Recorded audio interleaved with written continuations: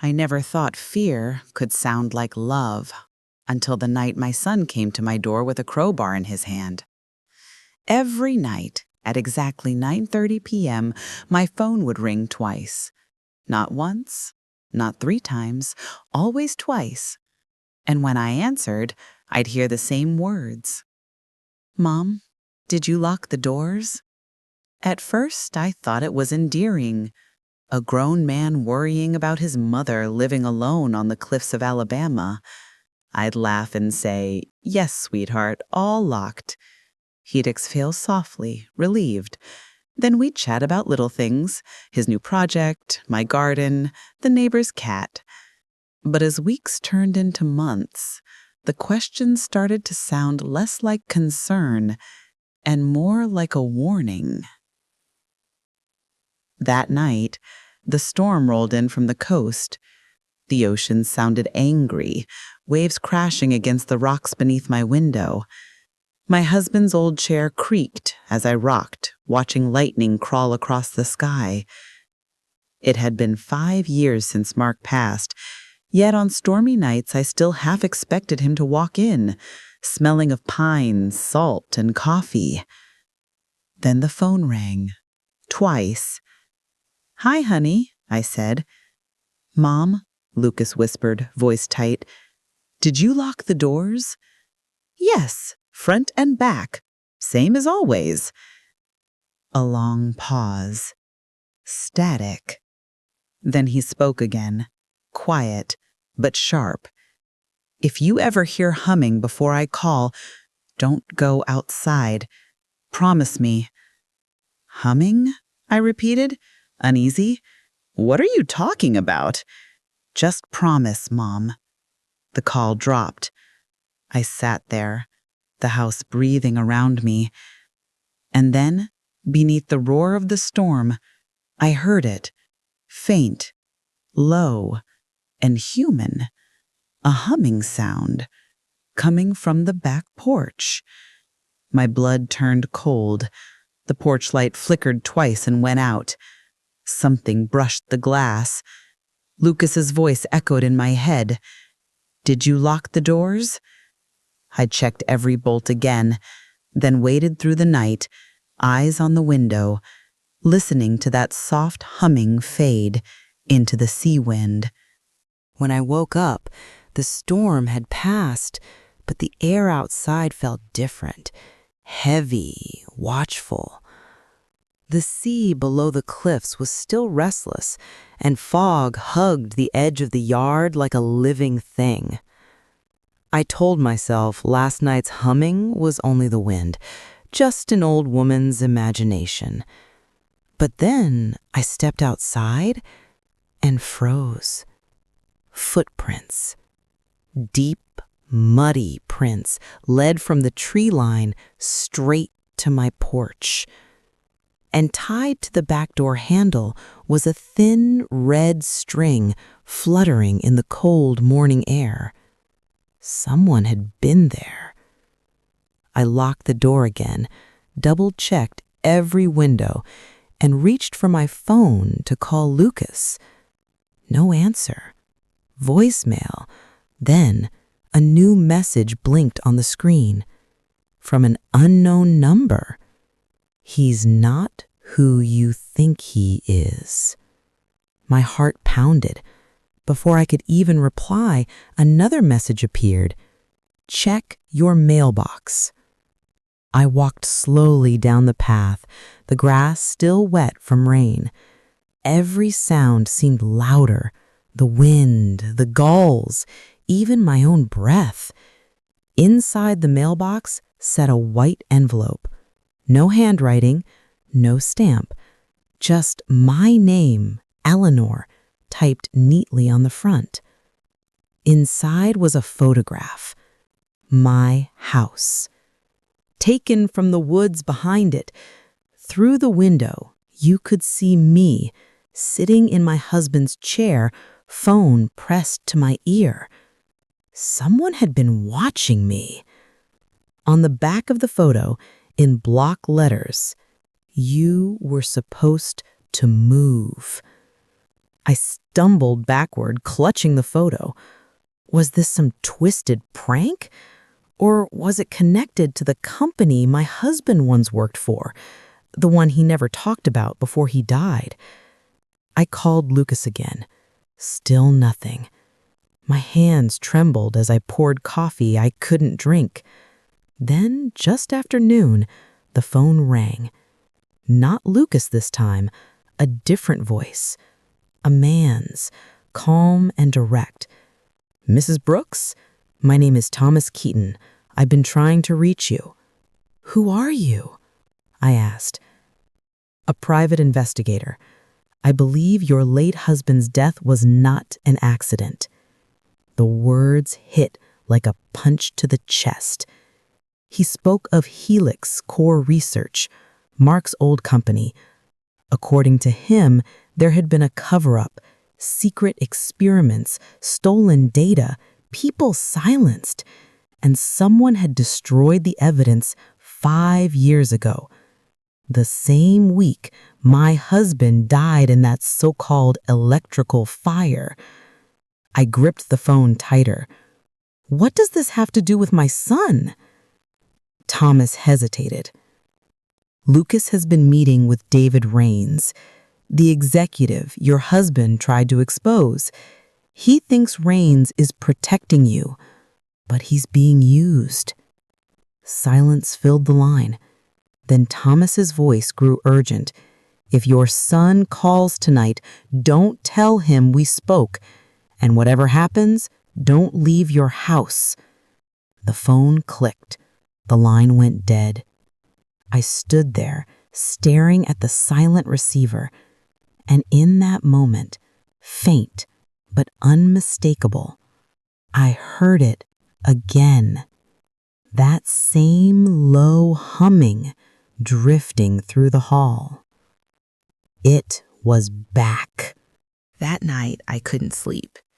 Every creak of the house felt alive, like the walls were whispering. I kept thinking about the photograph, the red string, and Thomas's voice. My husband, Mark. What had he gotten himself into before he died? I sat in the living room staring at his old desk, untouched for years. The wood still smelled faintly of his cologne and engine oil. And that's when I noticed something I'd never seen before. A small crack beneath the bottom drawer. I pulled it open. Nothing inside, but the wood at the base was thinner, lighter. I pressed down. Click. A hidden compartment slid open, revealing a small metal safe covered in dust. Inside were a few envelopes, a flash drive, and a folded letter, yellowed with time, the edges brittle. My hands shook as I unfolded it. It was Mark's handwriting. "If you're reading this, Ellie, it means I didn't make it back. I wanted to protect you and Lucas, but I made enemies. Don't trust anyone from Helix, not even David Rains. And if Lucas ever finds him, stop him." My vision blurred as tears fell onto the page. My husband had known. He had seen all of this coming. I plugged the flash drive into my laptop. A folder appeared. Project Haven. Inside were hundreds of files, lab reports, photos, emails, documents about neurological testing, records of missing patients, and data logs with my husband's name at the top. Then, one video file. I clicked play. Mark appeared on screen, tired, eyes full of worry. "Ellie, if you ever see this, know that I love you. They're using our research for something terrible. Rains promised safety for our family, but he lied. Tell Lucas I forgive him." The video ended abruptly with static. I sat frozen. My husband had left a message for us, a warning and a goodbye. But what did he mean, forgive him?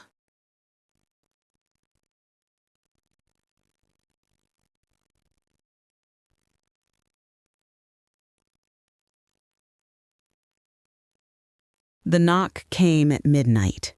3 sharp bangs, deliberate, heavy, and angry. I froze. It was the same sound I'd heard years ago, the night Mark never came home. I opened the door just a little, and there he was. Lucas, my son. Rain dripping from his hair, eyes red from exhaustion and anger. Lucas shouting, "Why didn't you tell me, Mom? You knew what Dad was doing." His voice cracked, part fury, part heartbreak. He held a crowbar, gripped tight like he didn't even realize it was still in his hand. Ellie softly, "Lucas, put that down, please. We need to talk." Lucas, "Talk? You had years to talk. Dad died because of those files, and you just hid them." I stepped back, motioning him inside. He hesitated, then entered, dripping water on the old wooden floor. I took out the letter, Mark's letter. He looked at it like it was a ghost. "Ellie, your father wasn't hiding from you. He was trying to protect us both." Lucas, "Protect us or protect himself?" He slammed the crowbar on the table. The sound echoed through the house. Ellie, tears in her voice, "He loved you, Lucas. That's why he asked me to stop you." He froze. His eyes widened. Lucas, "Stop me? From what?" I handed him the flash drive. Ellie, "From becoming like him." He looked confused at first, then inserted the drive into his laptop. The files appeared again. Project Haven, test subjects, neural sync. Then came a video I hadn't opened before.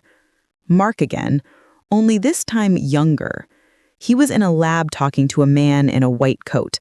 The screen name read, Dr. David Rains. "Mark, in the video, you said we could cure memory loss, not control minds. This isn't science, it's manipulation." Rains, "You can't stop it, Mark. You already built the core. Your son will finish what you started." Lucas's face went pale. Lucas, They used me?" He dropped into a chair, shaking his head. Ellie, softly, "That's why your father ran. Why he left everything behind. He didn't want you pulled into it." Silence filled the room, only the sound of the storm outside.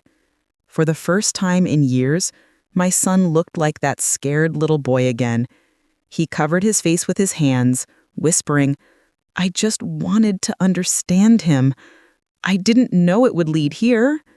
I knelt beside him, placed my hand on his shoulder. Ellie, "Then stop it now. We still can." He looked up, tears mixed with rain.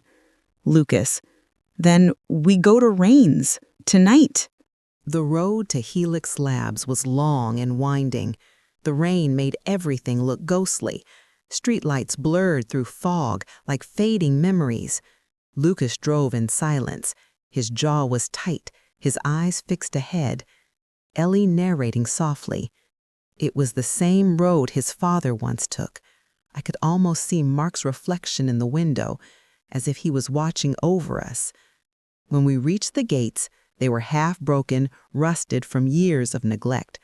A faded sign still read, "Helix Research Facility, Restricted Access." Lucas cut the engine. He said, "We shouldn't be here." Ellie replied, "We have to be." We slipped through the gate, the sound of metal creaking behind us. The air smelled of rain and electricity. Inside, the lab was dark except for a faint light from one of the rooms. Lucas turned his flashlight toward the door, Control Center. When we entered, dozens of screens flickered to life on their own. One screen showed security footage, old recordings of Mark. He was working late nights, coding something, wiping tears from his face. Then a voice echoed through the speakers, cold, familiar. Voice, I was wondering when you'd come, Lucas. Dr. Rain stepped out of the shadows, older but calm. His white coat was now gray with age. He said, You're just like him, driven by guilt. Lucas shouted, You used my father. Rain smiled. He volunteered. You both did, in your own ways. Lucas clenched his fists. Ellie said firmly, Mark never agreed to destroy lives. He believed in healing. Rains turned toward the main computer. He said, Healing and control are the same coin. One side brings peace, the other brings order. He said, The system your husband built is still running. Project Haven lives, and your son is the key. Before Lucas could react, alarms began flashing red. Data poured onto the screens. Neural maps, DNA sequences, biometric scans. Lucas shouted, He's trying to access my neural ID. Rain smiled. He said, Once I finish the sync, I'll have everything I need. Your mind, your memories, your father's legacy. Lucas lunged forward, but Rains pulled a switch. The room filled with blinding white light, a pulse of energy that made the air vibrate. I could barely breathe. The screens flickered. Mark's face appeared again. Mark recorded, Ellie, if you're seeing this, it means I failed to stop him, but there's still a way. Use the override key, the word only we would remember. My heart stopped. I knew the word. It was the name of the tree we planted when Lucas was born. Ellie shouted loudly, Magnolia! The system froze. The red alarms turned blue. Every light in the lab shut down, except one. The main screen now read, Project terminated. Rains stared in disbelief. No, you can't. Lucas stepped forward furious. It's over. You've taken enough from us. He unplugged the drives one by one as Rains sank to the floor defeated. We stood outside the ruins of Helix Labs. The rain had stopped. The world felt lighter. Lucas, quietly, So, it's really over? Ellie, it's never truly over, son, but at least your father can rest now. He looked at me, the anger gone, replaced with something gentler. He hugged me for the first time in years. It wasn't long, but it was real. Ellie narrating, They say the truth can destroy or heal. I've learned it can do both. But it's what we do after the truth that defines us.